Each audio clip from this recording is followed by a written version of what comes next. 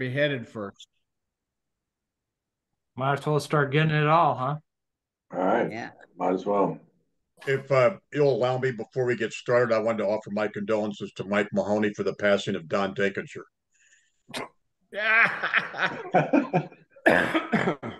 Did he really die? Yeah. Yeah. Just read the obit. What was Mahoney doing when he was dying?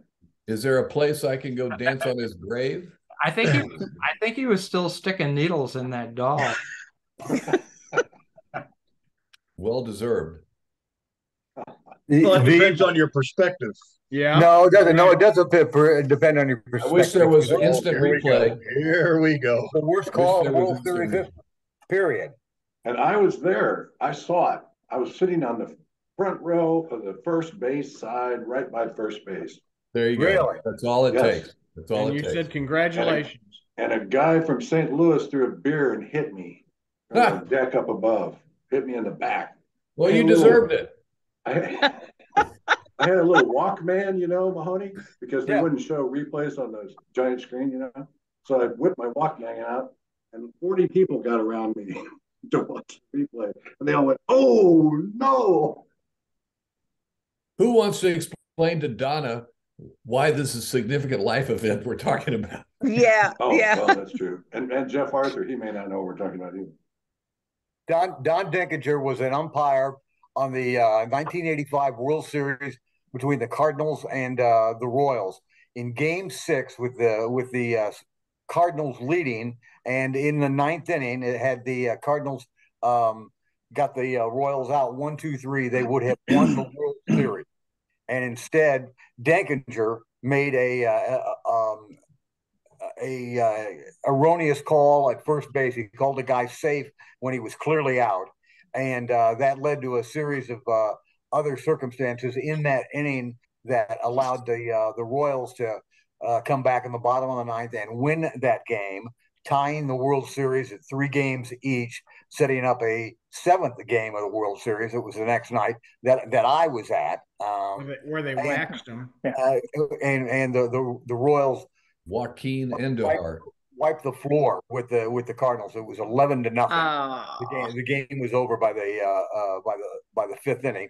But the redeeming factor for me that night is for the first time in my life I caught a foul ball. Really? Wow.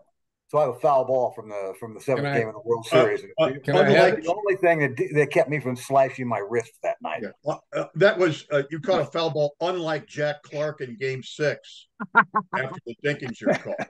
I was my tongue on that one, Pete. Was it Dane Orge who was ruled safe? Yeah, I think so. No, Jorge Orta or Dane or Jorge Orta. There was a George Orta who I think got the one hit. Okay. Was it Dane Orta? Somebody's aorta.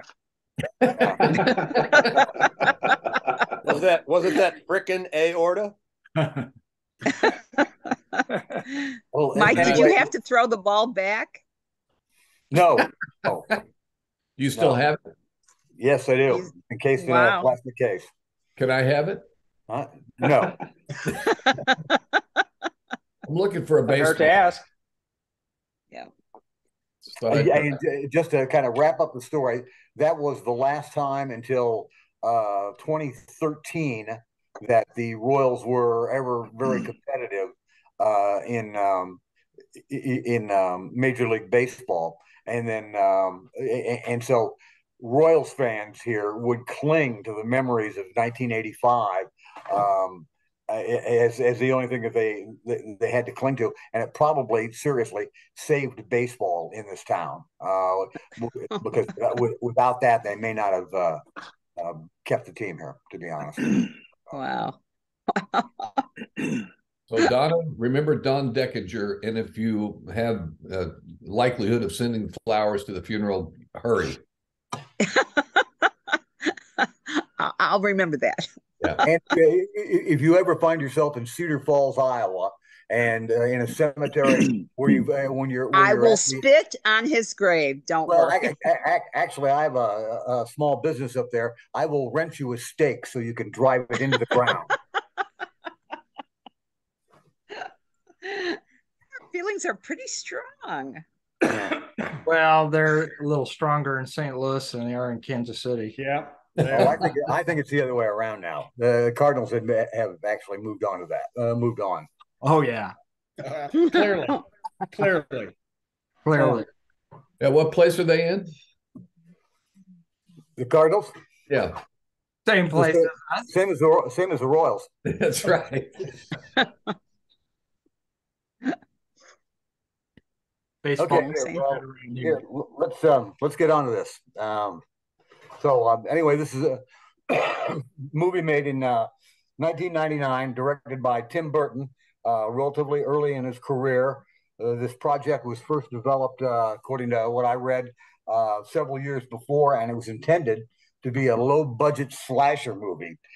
Burton then turned it into a film that paid tribute to some of the horror films that he liked, especially from the Hammer Studios and Universal. The Hammer Studios being an English studio that did a lot of horror movies in the 60s. In fact, we were talking about Martin Landau just a second ago. There was another actor that was in a lot of the Hammer films playing the character of Dracula, Christopher Lee, who makes an early appearance in this, I think, the same scene with Landau. One of the climactic scenes in this movie actually takes place at a windmill that's set on fire, and that borrows heavily from some other earlier Frankenstein movies. And one of the criticisms of this film by Burton is that he seemed to be more interested sometimes in paying tribute to the horror films of his youth and from the Hammer and Universal Studios than he was developing the full true tale or a retelling of the tale of the Legend of Sleepy Hollow, which was written in 1820 by Washington Irving. It follows the movie follows some, but not all of the tale of Washington Irving. For instance, Johnny Depp is a policeman from New York, a detective of the day of sorts, rather than being a that's assigned to the school in Sleepy Hollow. Crane is sent to, Ichabod Crane is sent to the upstate village of Sleepy Hollow to investigate a series of mysterious murders where the victims are decapitated and their heads are missing. He is also dedicated to using the modern 19th century techniques of police work versus the traditional techniques of the day, and that serves, I think, is a bit of a comparison of his work and how he wanted to solve crimes to the traditional superstitious methods of the day and the superstitions of the day. I thought the plot on this held together pretty well. The supporting cast was full of some pretty quirky characters, many of whom had roles in past Tim Burton productions. The artwork and the design on this thing, I felt was exceptional. In fact, it won the Oscar for Best Art Direction. It was also nominated for Best Cinematography and Best Costume Design. And Burton opted to use a limited amount of digital effects as possible. For example, Ray Park, who served as the Headless Horseman stunt double, wore a blue ski mask for the chroma key effect, digitally removed in the scene. The film in his scenes, the film was a financial success. It opened as the second top grossing movie of its opening weekend. In all, it earned $101 million in the United States and $106 million in international sales for a total of 207. And that's sort of my synopsis on this. Like I say, it was not the full telling of the Washington Irving story. In fact, it varies in a lot of different methods from the original. But I thought it was a good yarn, and actually probably would have been better to pick this in October as a Halloween movie than in spring. But it is what it is. Why did you want us to see this? Exactly. That's my question. That's my question too. Because I liked it when I saw it earlier this year, and I thought that I thought visually it was a stunning movie. It's a beautiful movie. It's And just beautiful. It's when I kept thinking on over the past few weeks what my choice would be the next time it came around, I kept coming back to this film, and so I say you could have plucked my eyes out thinking you'd pick this one, but exactly. If you'd have lined all of us up and say who picked this movie, you would have been my last guess. That's funny. But it's good. I thought it was. Yeah. Go ahead. That's good. So you, Mahoney, I'm trying to like figure out what the hook points. Was it the visualization? I mean, the look of the movie. The look of the movie. It was just the only version I think I've ever seen of the Legend of Sleepy Hollow was the Disney movie. Yeah. You know, when I was a kid, and when I watched this, I had to go back and reread about the Legend of Sleepy Hollow and find out that this movie and the Disney tale and the Washington Irving tale don't have that much in common at all, other than they sort of share a premise. But yeah, I mean, just the look of this movie just blew me away. Yeah, I have to agree with Mike. I thought it was absolutely gorgeous. The scene, the way it looks, the way he mutes or however he did that it almost looked black and white, but then you'd see a drop of color here or a drop of color there, but it was so muted and so gray and black and white, and the fog. I thought the sets were interesting. I thought the movie, the way it was shot, and it was just absolutely beautiful. And that's I think that was the hook for me too. My only thing was, of course, when I think of Ichabod Crane, I think of, a skinny guy with a long nose, like the Disney character, the long nose, and he's ugly and he's shy, and I couldn't quite. I don't know that Depp. It was an interesting characterization, but I kept seeing Depp doing Depp in other movies. It felt like I didn't feel like he was Ichabod Crane. That's the only thing that, But again, I have a child's remembering of Ichabod Crane being, clumsy and ugly and big feet, big nose, and that. See, I never saw the Disney movie. So when they plucked him out of New York and sent him up to try to solve this, I immediately thought he was going to be some sort of Sherlock Holmes character who saw things that other people didn't see. And he really, just in a couple of places, did he come off as a stylized, almost afraid of his own shadow kind of person. I don't know what Ichabod Crane was supposed to be, but I don't think they really developed that very well. He just kind of touched on some quirkiness. Other than that, he was just kind of posing with his hollow cheeks as Johnny Depp as Ichabod Crane. Yeah, that was it. Yeah, it's the Johnny Depp look in person. Supposedly, they considered giving him a longer prosthetic nose and changing his physical look, and I think Depp just said, "No, I'm going to be Johnny Depp here," and yeah. But he did say that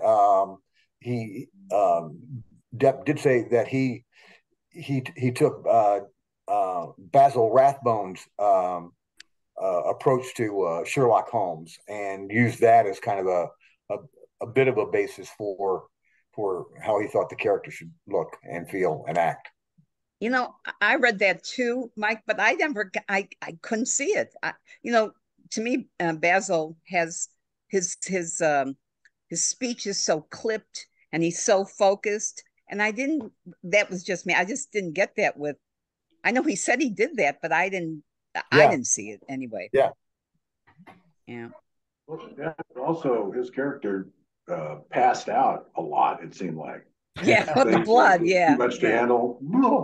We're all over, you know. Yeah. I don't remember Yeah, that. he was constantly fainting. That's right. All right. But anyway, since Pete talked about plucking your eyeballs out, I came up with a better graphic. Oh, there you go. Very good, Mike. Very good. I was fascinated. I did like the steampunk part of it. Go ahead, Jeff. I'm sorry. Right. It's just what I was going to say. I was delighted with the devices that Tim Burton came up with that were of the design of Johnny Depp's character. The glasses that are behind Pete and that long, sort of gangly extractor instrument that he had. Those were pure Tim Burton stuff. Yeah. And it's steampunk, as you said. It's all there. So those aren't antique tools, huh, Jeff?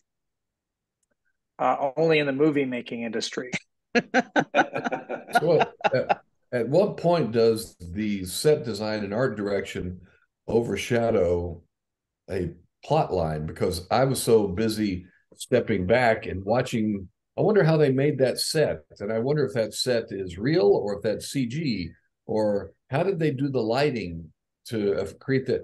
I was so busy thinking about the look that the plot kind of Yeah.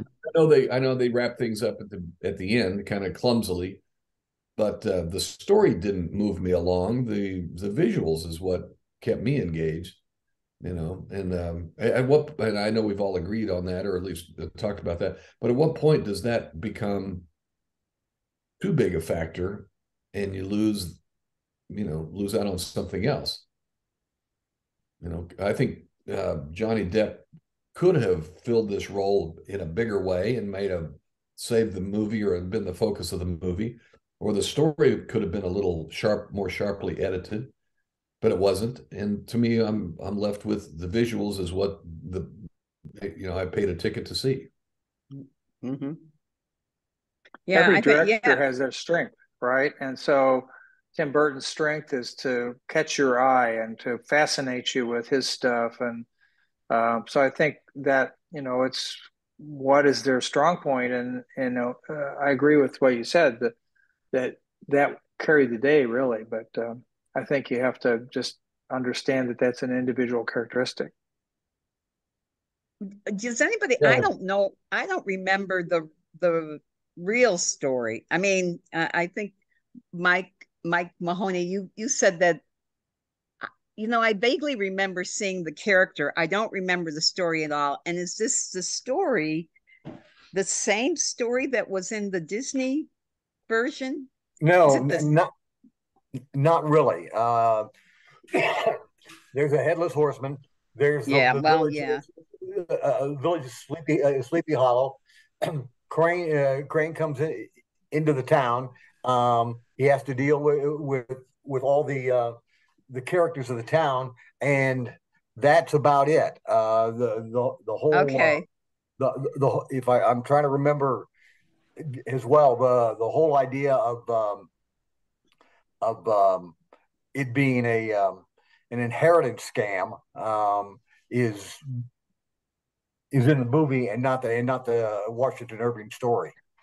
Yeah, I kept on waiting to see something that would make me, oh yeah, that's what happened, or something, and it never came. Yeah.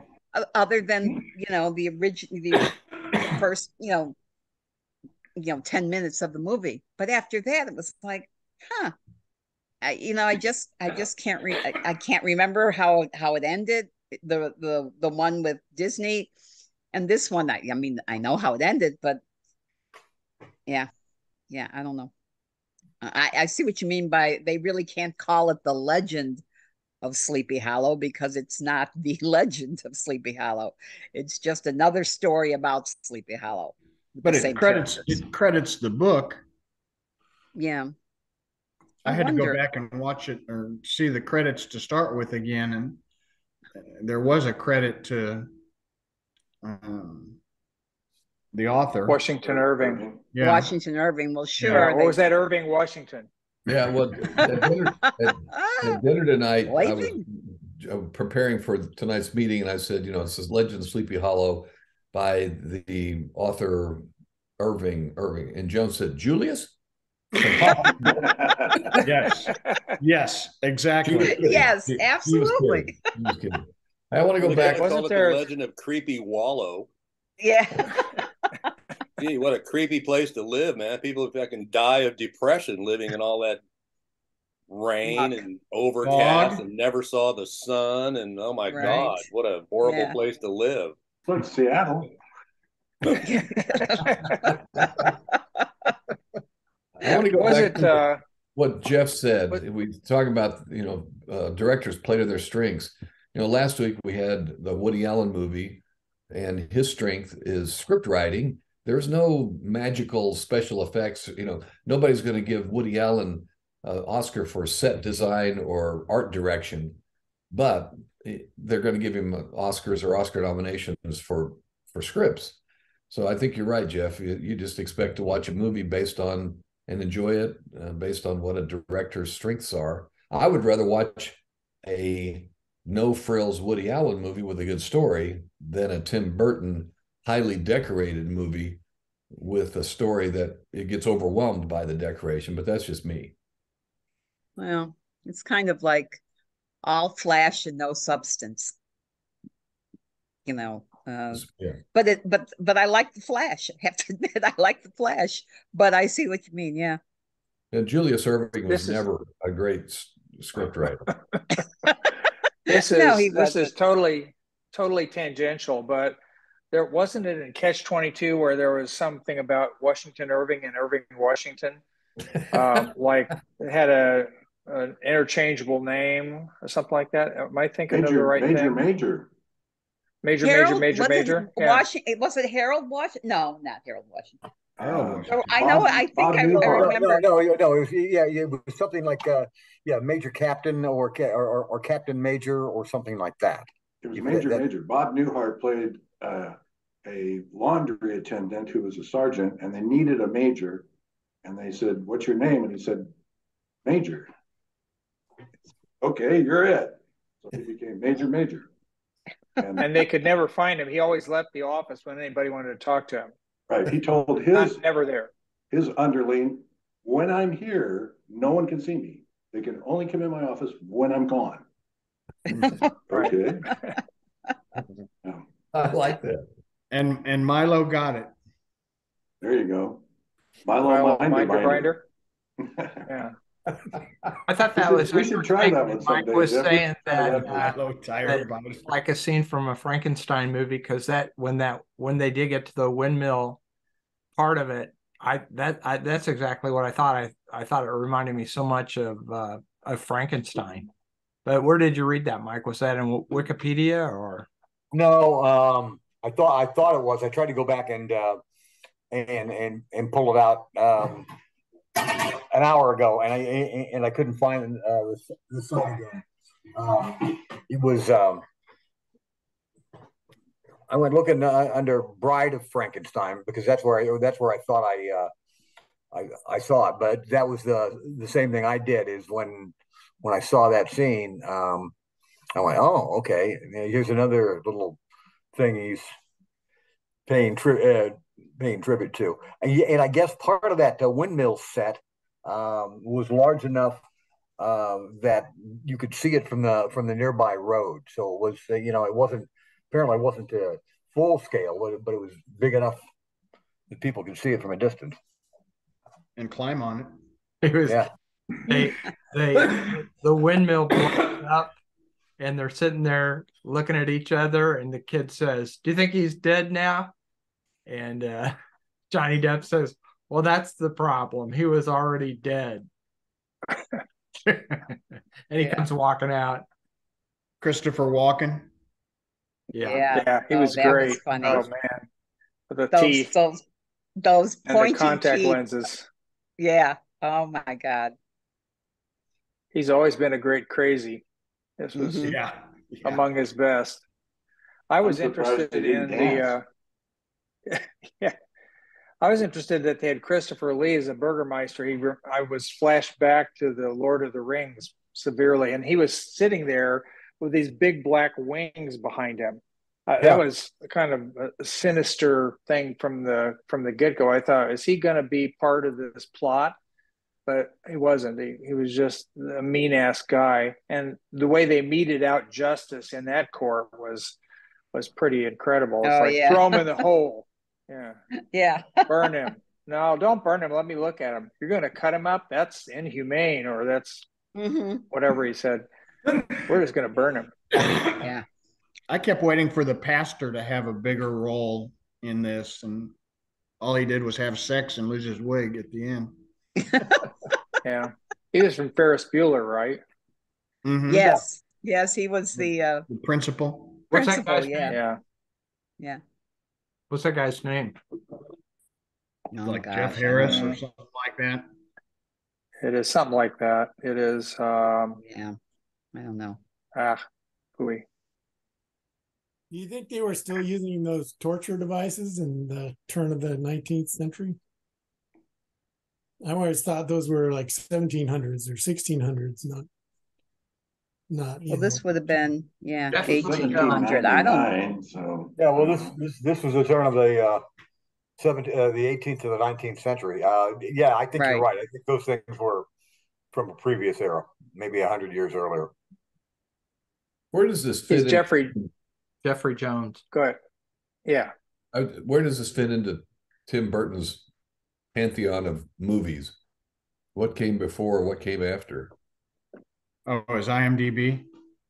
I mean, I don't know. I mean, I have it right here. He's like, he's really hadn't done that many films. I mean, about 20 films. Sleepy Hollow is kind of in the middle, early middle. It was done in 1999. Beetlejuice was done in 1988. That was the second. He made Pee-wee's Big Adventure. Yeah. Really? My God. Wow. That's funny. And Beetlejuice. And then next year, Beetlejuice 2 is coming out. Yeah. Oh, my gosh. With Johnny Depp? Johnny Depp wasn't in Michael Keaton. Michael Keaton is in Beetlejuice 2. He plays Beetlejuice. Yeah. Beetlejuice is the most successful? Was Beetlejuice his most successful film? Oh, I would guess. I would guess Edward Scissorhands. That's what I would think. Would be you're probably right. Yeah. He also did an Alice in Wonderland, did he not, Bill? Yeah. Yes, he did. Mm-hmm. That was a great with one. Johnny Depp. He also did. He did one of our movies that we've done. You guys remember? Big Fish. Yep. Which one? Big Fish. Big Fish. Big Really? Fish. Did he do Grinch? Which one here? What's the name of it? Grinch. How the Grinch Stole Christmas? Yeah, I think he did. Is that Tim Burton? Yeah, he might. That might be his biggest box office hit. He did The Nightmare Before Christmas too. That one, that's and something about a peach too, didn't he? Somebody's name Peach. Yeah, Edward the Peach or something like that. James and the Giant Peach? Yeah, that one. Maybe. Yeah. Who starred as the Peach in that? Do you know? No. That was an animated. Edward Scissorhands made $86 million. And this one made 300. No, 207. 101 domestically and 207 total. Okay.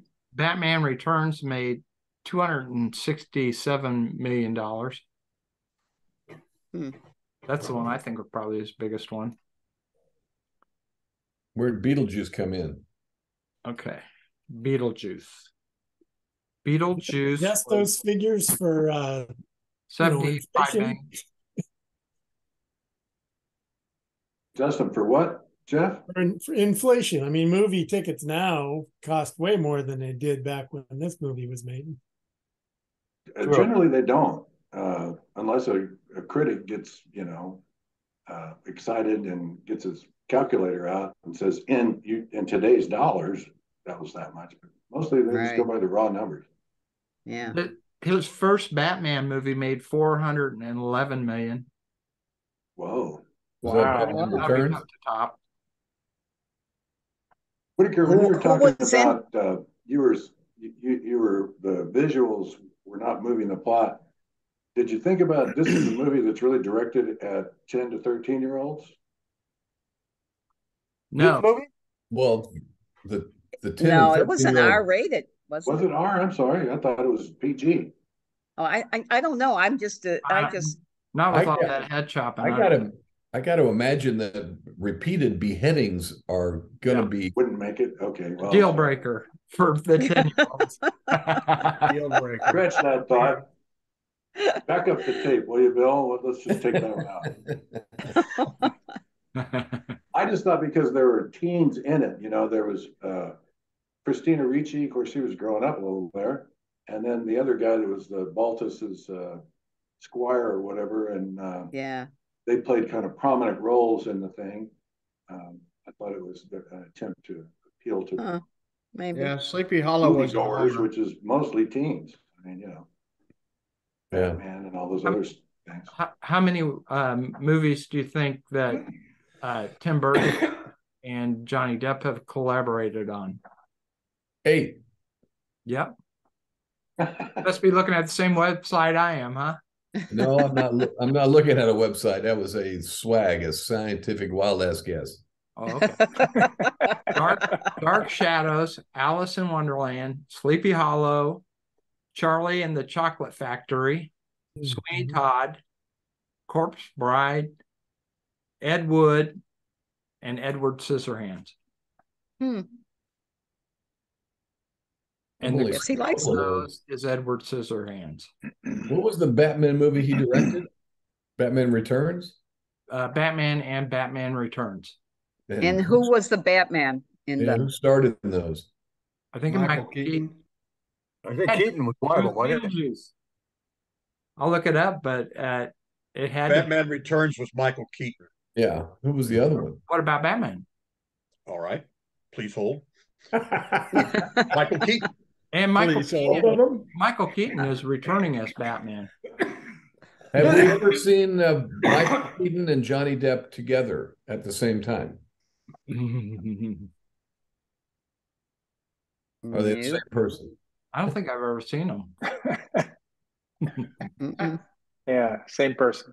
Yeah. So he must like those two guys. Yeah. Well, did we watched a Michael Keaton movie? What, Birdman or Birdman? Yeah, Bird or Birdman or Johnny Depp had nothing to do with that one, right? No. Or Burton? Julius Erving had nothing to do with that one. No, I don't. Just Keaton. Only in that it was a slam dunk winner. Wah, wah, wah. Well, Mahoney, thanks. I thought it was fun. It was, and like I said, I mean, it was a beautifully done movie visually. It was pretty, yeah. Glad you liked it. He's only done like 9 movies in the last 10 years. I mean, I hate to hear that. Tim Burton, maybe, I don't know why that is. His movies have been so distinct and all that.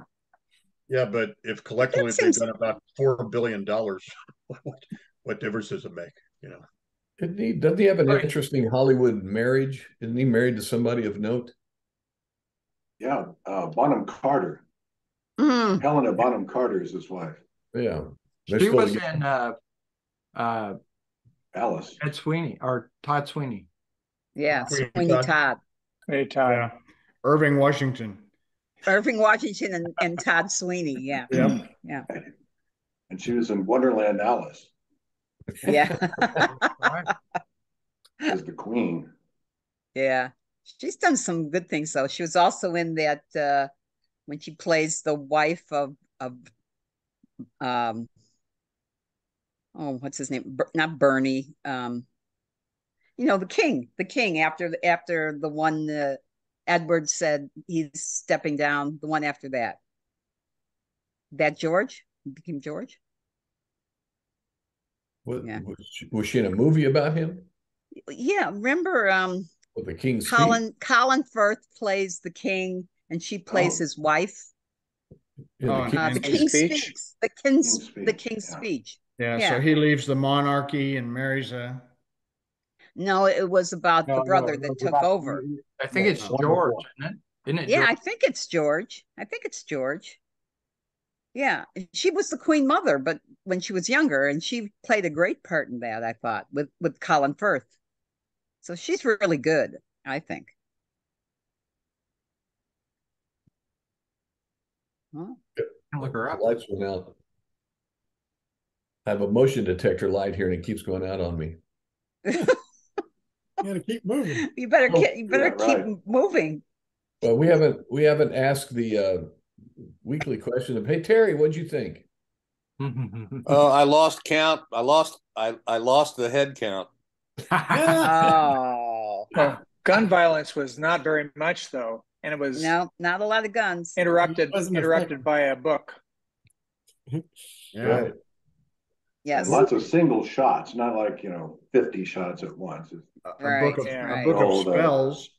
Better load the barrel one more time. Sword count. Yeah. Had anybody seen this movie before? I had not. I did. I think when it came out. Not me. I think I saw it when it came out.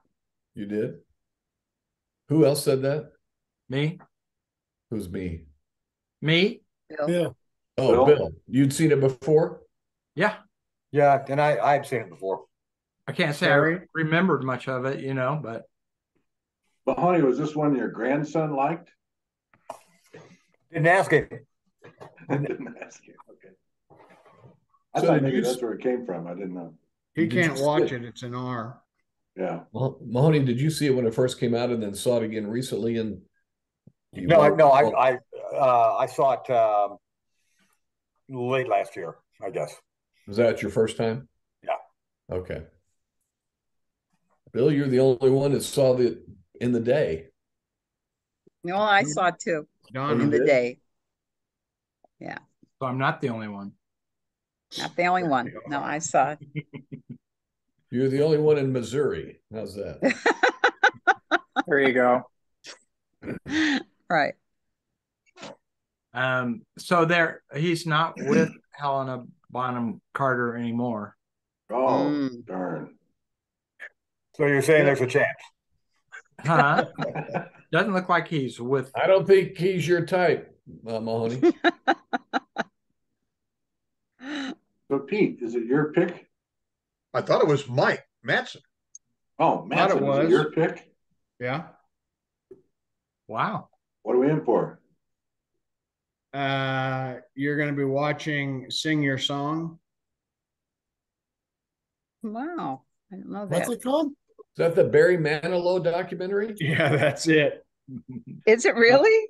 No. Oh, God. No. It's the Eurovision playoff. Wash your mouth out.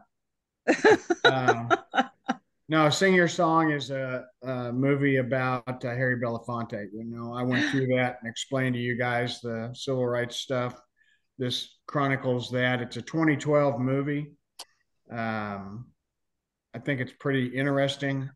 I don't know that it's well done, but it's pretty interesting. It's also free on Vudu with ads, but not too many ads. Oh, good.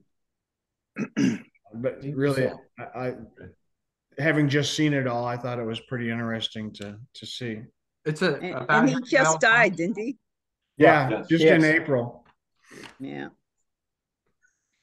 Yeah, pretty amazing. I do have a recommendation from my daughter that I watched called Take Me to the River. It's a rental on Prime for $3, maybe elsewhere too. It's about Talking Heads, Neville family and other jazz musicians in New Orleans, and it's really pretty neat. I saw that show. It came to Tacoma. Take Me to the River, did. Really? Okay. Yeah, it was pretty good. And then another one, it's called Kiss the Ground. It's on Netflix. It it's about agriculture, which I'm sure you guys will love. I've seen that. I think that was a recommendation once before, but it's a good one. Yeah. Is that Woody the one Harrelson narrates? Yeah. Right. Actually, John Goodman narrates that. Take Me to the River. He lives in New Orleans now, doesn't he? Mm-hmm.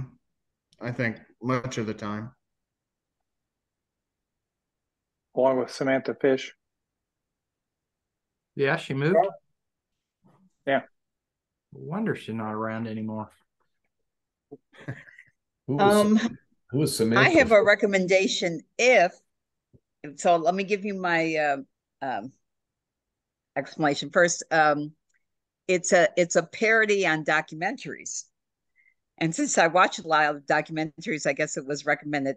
Norman Lear does it. Seth Meyers and all the Saturday Night Live people are either writers. Fred Amundsen and Bill Hader are in it with other people that you might know, but it's and you think it's called Documentaries Now, or Doc Now, I think. And it's like a PBS documentary. Helen Mirren comes out and she talks about documentary films. And the first one they do is called Shady Passage, and it's a takeoff and a parody of Grey Gardens. But if you haven't seen Grey Gardens, I was laughing out loud because those two, Amundsen and Bill Hader, take the part of if you know Grey Gardens, it's a mother and daughter that were a little crazy, and there was a documentary that I also saw. So, but it's only like 20-minute documentaries. They have another one that I haven't seen yet, but it's like a takeoff on the search for what was the guy that was the drug dealer that had all the tunnels in El Chapo. El Chapo, yes. Well, it's a takeoff, and it's called the Search for El Qigong or something like that. Anyway, I was laughing. I was laughing because I thought if you saw the original documentaries, and it's that Vice kind of way they handle documentaries. It's kind of done in that way. So I think you might like it. I don't know. What's the Do name you know of where it's streaming? It is on, what would it be on? It's got to be on, I'm going to say either Netflix or HBO Max, and I don't know. I keep forgetting to put that in my notes. Put it in your notes now. It's either HBO Max or Netflix, I'm pretty sure. So do you have to see this Grey Gardens first? Well, if it would help. It would help. Well, I don't know if you get the parody. I mean, when you see the Grey Gardens was this couple, and they were relatives of Jackie Onassis, Jackie Kennedy. Yeah, that's what it before, says. You probably heard about it. And they were living in squalor. And then they do a documentary on the two of them, and it is just you're just in shock when I saw the original documentary. And this one just, I think you do need to see the original one in order. So you might want to look. There's a whole bunch of them. They're only like it's on 20 HBO Max and Prime. Okay. Thank you. What's the name of it again? But there's a whole bunch of it. If you've seen the original documentaries, because there's probably about 20 different documentaries that are all parodies of an original documentary that you've probably seen. But this one, because I had seen the original one, I was laughing. So I think you do have to kind of know the original documentary in order to get the Grey Gardens is about an hour 35. Yeah. Oh, sorry. That's all right. Well, you could probably see it in about. You'll get the idea. Yeah. I mean, it's just sad. It's just very sad. And then I think Drew Barrymore and somebody did a Grey Garden movie, probably in the 90s, I guess. No, it had to be probably in the 2000s sometime, early 2000. But and she, so you've got the original, then Drew Barrymore did a movie on it where she basically does the exact same thing as the original, and now there's this. So, and it's Norman Lear, and so it was pretty funny. For some reason, this reminds me. Go ahead. I was just going to say, somebody mentioned this in the last few weeks, the John Mulaney stand-up special on Netflix. Yeah, that's really good. Phenomenal. It is absolutely Baby phenomenal. J or something like that. Yeah, I saw that. That is good. He kind of bears it all, doesn't he? He does. And you got to give it to him. It's all about what do you call those? And I'm saying intersection in my head, and when all your friends come around and tell you shouldn't. An intervention. Intervention. Yeah. Intervention. Yes. He opens up with that. It's all about that. It was funny as hell, but it was quite enjoyable. Yeah. I just hope he doesn't get stuck on that as a career now. Oh yeah. He'll need to move on to some new material. Yeah. What's the guy's name again, Pete? John Mulaney. On Netflix. Oh yeah. And I don't think I'm giving anything away, but I years ago I read the biography of John Belushi I think it was called Wired, and you could pretty much conclude that every time you saw Belushi on television or on film, he was coked out of his mind. And I've got the impression Mulaney was probably the same way. Like when he was hosting Saturday Night Live, I mean, he was probably coked up pretty good on the show. So it was it's an hour and change, not too bad, but I thought it was very entertaining. Yeah. That's interesting too, because when I saw him on Saturday Night Live, I thought he was so funny, but he seemed clean to me. But not probably so much. not. But there you go. To what Mattson said, if you hope that's not his only shtick, in this stand-up, he does a whole bit about, and it's all new comedy, about how much attention you get in school when your grandparent dies. He does a whole riff. Observational. That has nothing to do with it. So he's got new material. He just had to get this out of his craw so he can go on to new stuff. That's what I hope. I got new stuff. I think you're right. First, let me get some stuff off my chest. So he didn't wallow in it. He dealt with it. That's true. Yeah. Yeah. Yeah, it is hard to believe how these comedians can get through like an hour and a half of material, pull it off. I mean, Chris Rock did it too. I don't know how they keep it going. I wonder if they have prompters or something, because I don't think I could keep that train of thought going. That's like memorizing a whole play or something like that. You'd have to rehearse forever. I saw Robin Williams. I saw Robin Williams in Chicago, 1,000 years ago, and this was when he wasn't that well known, and we were in a pretty small venue, and I could not get up. Now talk about, and maybe the Coke helped him, because my God, he was so fast, and there were no prompters or anything else, and he probably was on that stage for at least, and he was faster. You couldn't keep up with his thought process because you were laughing at one thing and he's going on to another one. He was so phenomenal, just phenomenal. He had what's known medically as flight of ideas, but he was really good at it, and he was really good at finding humorous flight of ideas, but his brain was going way too fast. Yeah. Oh my. Well, look, probably the same thing. What's that other comedian we did the movie on? Lenny Bruce. Oh, Lenny Bruce. Yeah. Or Bruce Lenny. Yeah. Yeah. He's Irving Washington's friend. Yeah. The closest thing I've ever seen to Robin Williams was a show I saw with Sam Kinison, and he was untethered. I'm not sure what he intended to say when he came on stage was what he ended up saying when he came on stage. It was just like an hour and a half manic rant. It was fun, but it seemed to go, every which way. Here, didn't we do one on George Carlin? Did we do a movie on George Carlin, or was that just an extra movie? Because in that one, he goes into Sam Kinison and says they said that he rejuvenated George Carlin's career.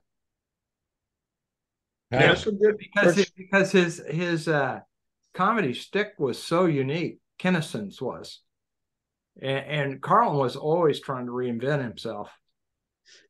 He has a Kansas City connection, doesn't he? With his wife, girlfriend. Yeah. She was a classmate in high school. Yeah.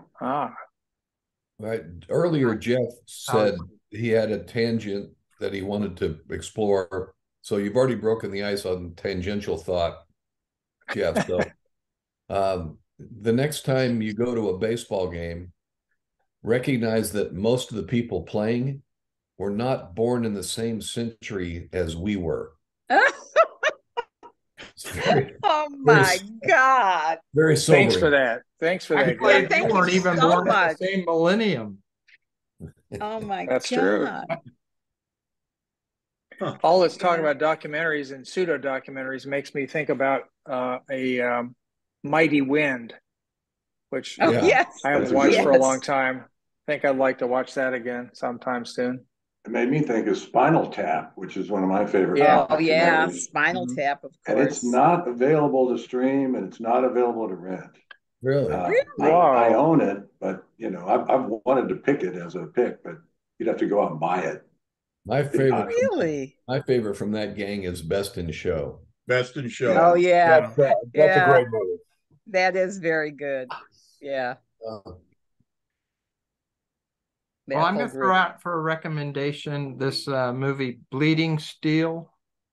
I'm not sure it's going to be very good, but my nephews were watching it on the trip, and it's a Jackie Chan movie, kind of a science fiction Jackie Chan movie.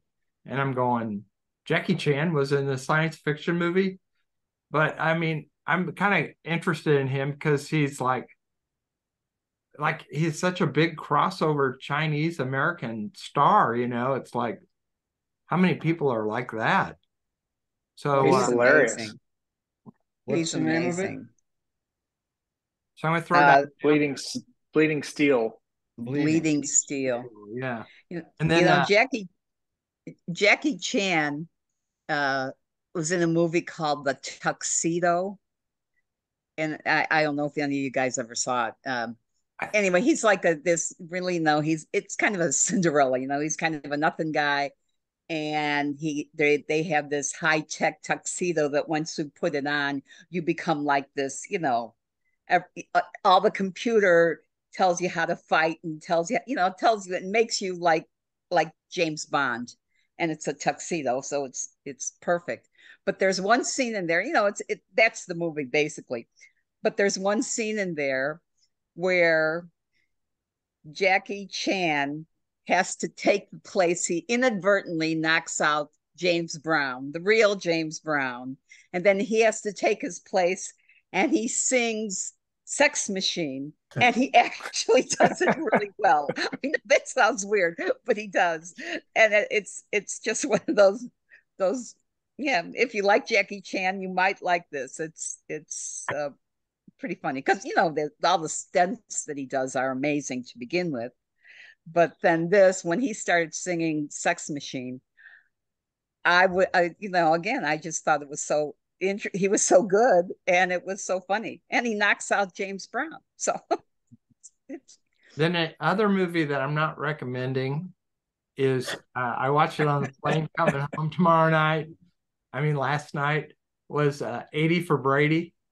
Oh, I know. But I'm just bringing it up because I watched it because I just wanted to get home, and it was the only movie I could get to, and I hadn't seen it. But I thought it was interesting.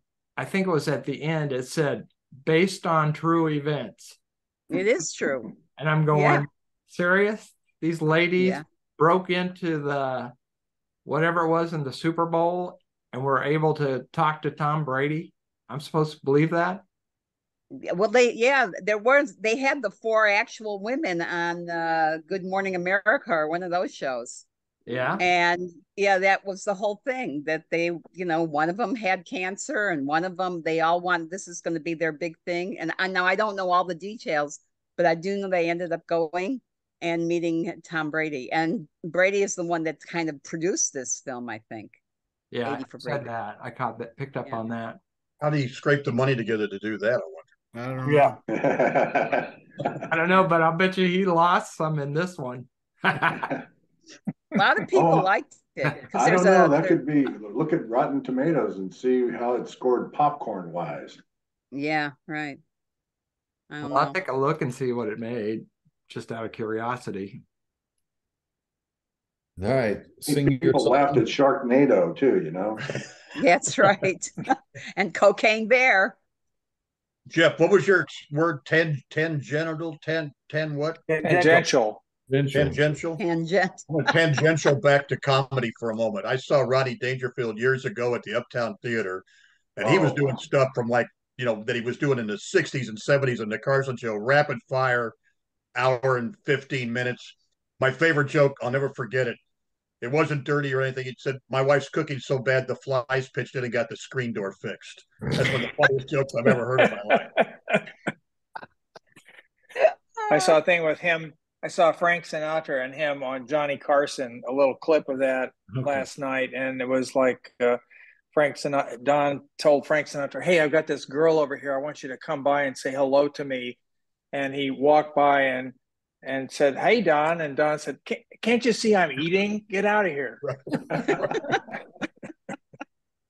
It's a good shtick. Yeah. So for 80 for Brady, cost 28 million and it made 40. Yeah, but it's still bad. Still rolling around. Yeah, it's still out. Yeah. That sounds like 12 million in profit to me. I would take that. Yeah. Well, 12 million isn't what you.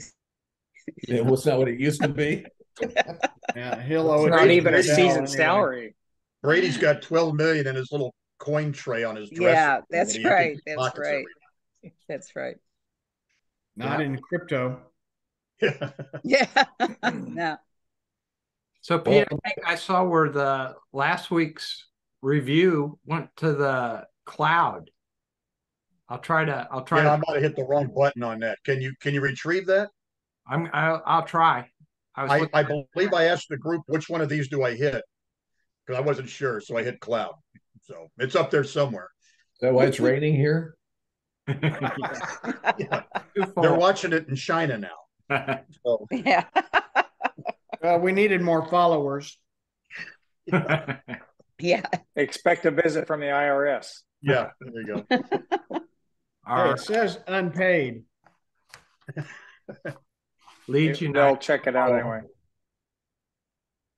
Maloney, thank you. Yeah. Welcome back, Bill. All right, guys. Well, all right. Happy birthday, everybody. Bill. Hey, wait, Northtown guys, Bill. Yeah. Mike. I know not Sanders. Not Sanders. Are you guys going to be there on the 24th? I don't know yet. Paul and Jack's? The birthday party? Are you going, Mike? I'm not sure yet. We've got some family coming in town. I'm not sure if I can get out of it. See you, Pete. Well, I'm going to be in Missouri, so you're going to go. I'll probably come down to Springfield for a little while. Yeah, Mike. And yeah, I'm going to have a little road trip between here and there, stopping in Utah and Colorado. When are you headed this way? Oh, it's indeterminate right now. I got to see. I have a physical on June the 7th, so after that, sometime after the 7th, I'll leave. Okay. You know, it's my opportunity to take a road trip and stop at. There's a new hot springs I heard about in